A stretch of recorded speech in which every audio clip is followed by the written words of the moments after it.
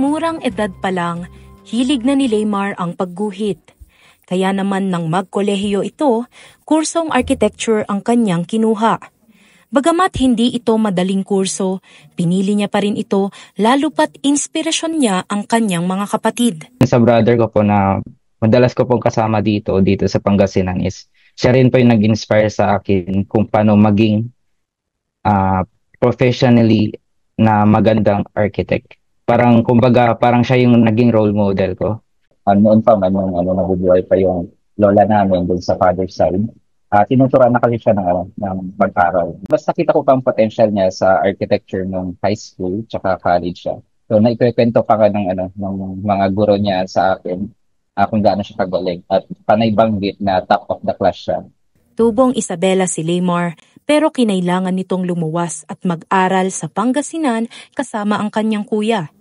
Bagamat malayo, tiniis nito ang pangungulila at nagsakripisyo makapagtapos lang ng pag-aaral.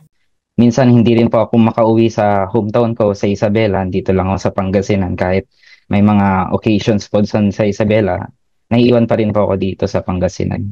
Dahil wala siya mag-ano, para matapos yung thesis niya, kung kami-kami siya nakikigamit ng computer, kung minsan kung di sa akin, pati sa mga kaibigan niya. Ang kanyang pagod at sakripisyo nagbunga matapos siyang mag-top 3 sa katatapos na 2025 Architect Licensure Exam. Maaga ko na nga pong niligpit yung mga reviewers ko nung pagkatapos ko po mag-take ng board exam kasi parang sabi ko sa sarili ko, wala na to. Kaya yung result, yun po yung pinaka-core memory ko. Tulala lang talaga ako nun kasi that time naglalaro pa kami ni kuya ko ng ML. Naglalaro lang kami para hindi ganong kabahan.